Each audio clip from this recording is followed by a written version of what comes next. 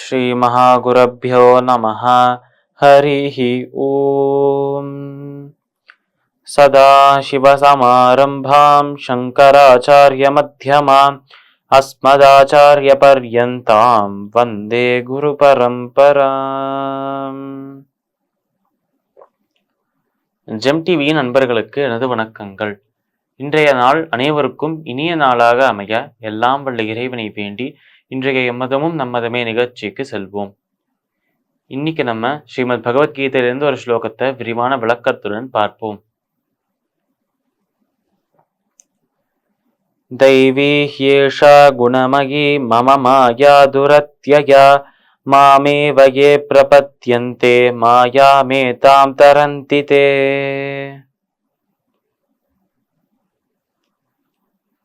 இந்த ஸ்லோகம் ஸ்ரீமத் பகவத்கீதையின் 7வது அத்தியாயமான ஞான விஞ்ஞான யோகத்தின் 14வது ஸ்லோகம்.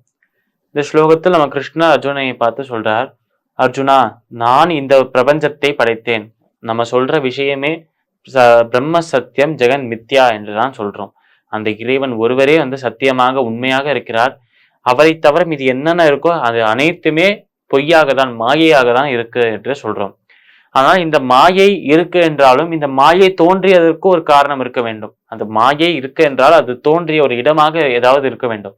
மாயையிலேருந்துதான் இந்த பிரபஞ்சம், இந்த கிரகங்கள், இந்த சூரியன், இந்த சந்திரன், அதே இந்த பிரபஞ்சத்தை போலவே பல பிரபஞ்சங்கள், நம்மை போன்ற மனிதர்கள், மிருகங்கள், பறவைகள், செடி கொடிகள், இது எல்லாமே மாயையின் சொரூபமாக மாயையிலிருந்து தோன்றியிருக்கு என்று சொல்றோம்.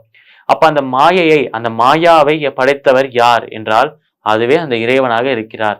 ஆனால் இறைவன் அந்த மாயையை படைப்பதற்கு ஒரு கருவியாக முக்குணங்களை, சத்வகுணம், ரஜோகுணம், தமோகுணம், இந்த 3 குணங்களை பயன்படுத்தி கொண்டார். இந்த 3 குணங்களுமே எப்படி இருக்கு என்றால், நம்ம ஒரு பாதையில சென்று கொண்டிருக்கும் போது இந்த 3 குணங்கள் எப்படி இருக்கு என்ற ஒரு வர்ணனைக்காக, ஒரு உதாரணத்துக்காக சொல்றேன். ஒரு பாதையில் நம்ம போயிட்டு இருக்கோமாம். இந்த பாதைக்கு தான் மோட்சம் என்று பெயர். அந்த இறைவனை சென்று அடையும் பாதையாக இந்த பாதை இருக்கு. இந்த பாதையில் நம்ம போயிட்டு இருக்கும் போது இது ஒரு காட்டு பாதையாக இருக்காம், காட்டுக்கு நடுவுல போற ஒரு பாதையாக இருக்காம். இப்படி நம்ம பாதையில போயிட்டே இருக்கும்போது ஒரு பெரிய மரம், 2-3 மரங்கள் ஒன்றாக சேர்ந்து கீழே விழதாம் அந்த பாதையை மறைத்து கொள்கிறான். இப்படி அந்த பாதையை இந்த மரங்கள் மறைத்து கொண்டது என்றால் நம்மளால தாண்டி போக முடியாது. அதை சுத்தியும் போக முடியல, மரங்கள் ஃபுல்லா சுத்தி இருக்கு. அதனால அதை தாண்டியும் போக முடியல, சுத்தியும் போக முடியல. அப்ப அதே இடத்துல நிக்கிறதை தவிர வேற வழியே நம்ம கிட்டே இருக்காதான். அதே போலதான் நம்ம அந்த இறைவனை சென்று அடைவதற்கு, மோட்சம் பெறுவதற்கு தடைகளாக இருப்பது இந்த முக்குணங்கள் என்று சொல்றார்.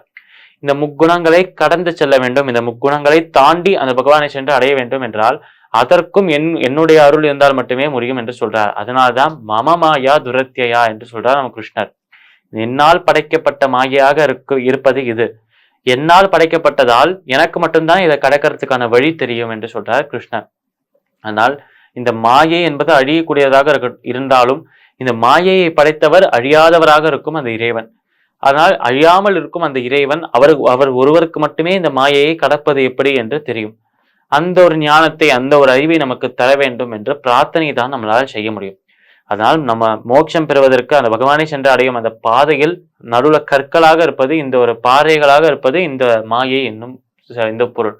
ஆனால் இந்த ஒரு கல்லை, இந்த ஒரு பாறையை கடந்து சென்று விட்டோம், இந்த ஒரு மாயையை, இந்த முக்குணங்களை கடந்து சென்று விட்டோம் என்றால் பகவானை சென்று அடையலாம்.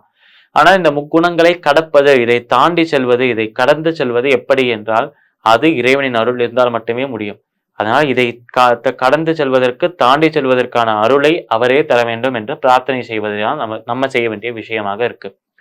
ஸ்ரீமத் பகவத்கீதையின் 7வது அத்தியாயமான ஞான விஞ்ஞான யோகத்தின் 14வது ஸ்லோகத்திற்கு உண்டான விளக்கம் இதுவே. மீண்டும் நாளை சந்திப்போம். நன்றி, வணக்கம்.